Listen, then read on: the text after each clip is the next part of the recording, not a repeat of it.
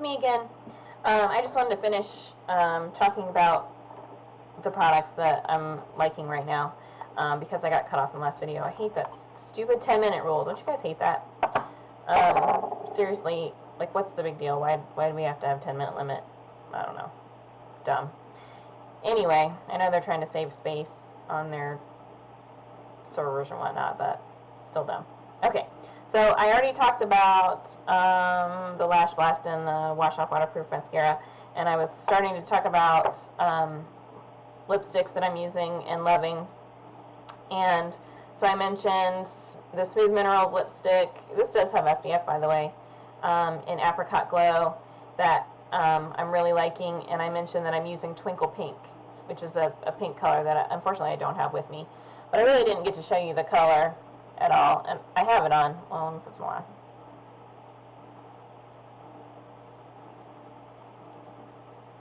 And you can't really see because you can't really see color with my generic webcam, but oh well. Anyway, so Twinkle Pink I've been using, which is a really pretty pink color.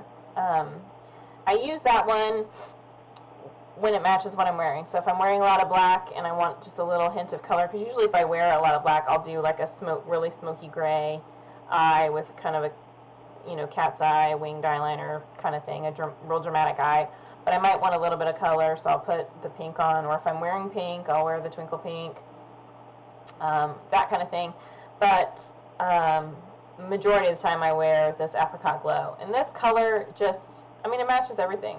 It's a beautiful peach color. I cannot think of a single skin tone that it would not look good on.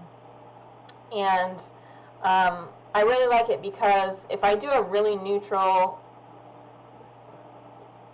makeup look, if everything's real neutral, it blends really nicely and it has plenty of color so that you know, you can have the neutral kind of a more bland face, and it gives me enough pop that I look like I'm wearing makeup, in a good way though.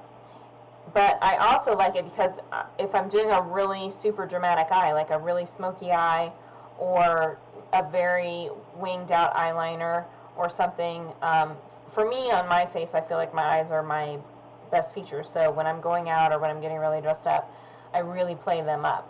And so I don't necessarily want my eyes and my lips to compete when I'm doing that. And so this color is just perfect because I do kind of a neutral blush. This is great too when I'm doing a really bronzy look or if I'm really tan. It just matches everything. So it is my go-to color right now. I'm using it all the time. I could go on and on about it, but I'll stop. Okay, so the other thing I mentioned in the last video is that I'm really liking the Hard Candy Blush Crush Baked Blush in Honeymoon. It's number 127. And I showed you guys this before. I think I showed it to you in a haul video, and I said that it would never work as a blush, and it won't. Not really. I mean, it's not pigmented at all. It's a very sheer, you can hardly even see it on my finger there, can you? It's a very sheer color. However, I mean, see when I put it on my hand, it works, oh, too much glare. It works great as a,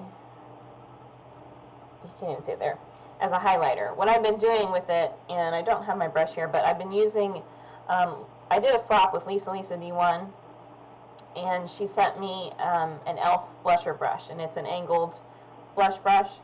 So I basically take a single swipe, and I use it here in a C as a highlight color around the cheeks, around my eyes, and then I use it in the middle of my forehead and down my nose. Straight down the middle, sometimes on my chin a little bit, but it is just a really pretty highlight color for those areas.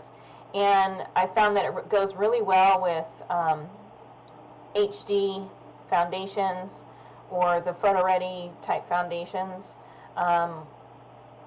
and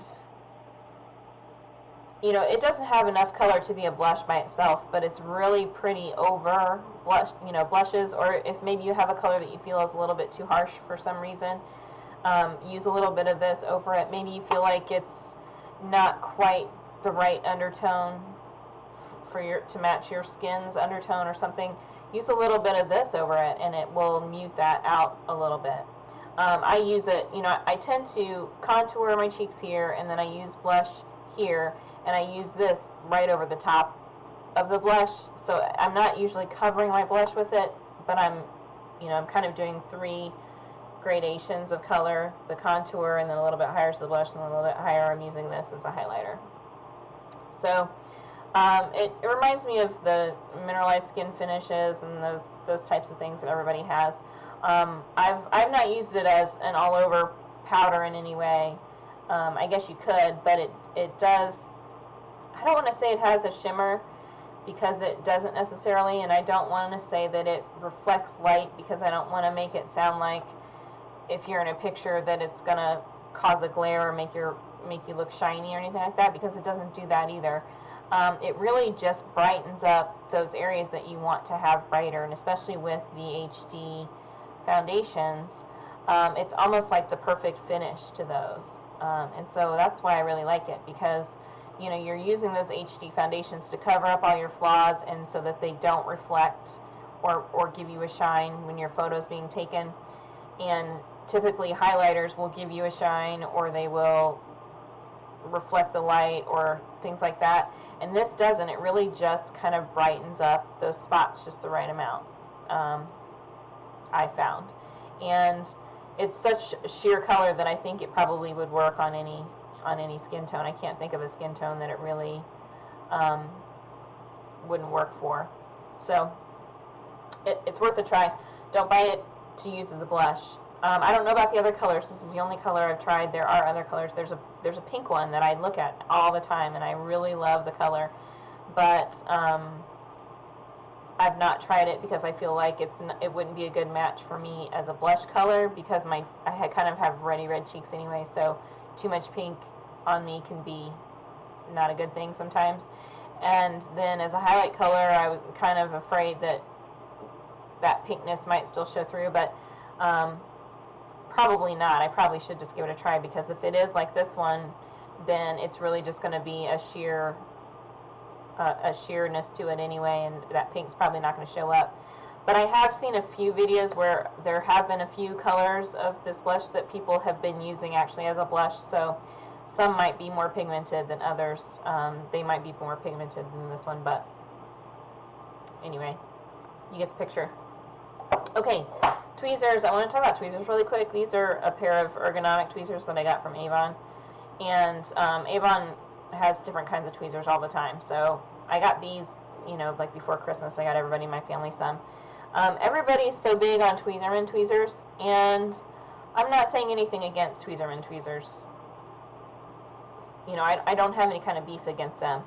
But the issue that I have is that people spend a lot of money on those, and then they're having multiple pairs, and they're sending them out to be sharpened and that kind of thing. And what bothers me about that is I bought this pair before Christmas, and I bought it to keep in my bathroom. I have another pair, like a travel set that I bought from Avon that I carry in my purse, and it has a little case, but I mean, I beat that thing all to death, and I've had it since probably 2001 or 2002. I have another pair that I bought probably in the late 90s that's in another purse, which is why I bought these, because that other pair I used to keep in my bathroom, so I'd have one in my purse and one in my bathroom, and I always have tweezers whenever I want them. And those are in another purse, and I just went ahead and bought another pair to put in my bathroom. But my point is that, I pay maybe $3 for these, and for all of them, at any point in time. And I've had them for years and years and years and years, and I beat them up, I throw them in my purse, and I've never had to have them sharpened. I didn't have to pay $20 for them. I don't have to have multiple backup pairs, so I can send them out to be sharpened and still have a pair on hand. So I guess my point just kind of is, are you really wasting your money? I could buy these and use them for 5, 10, 15 years and have them wear out and just throw them away and buy a new pair, because I only spent $2 or $3, versus having 2 or 3 $20 pairs of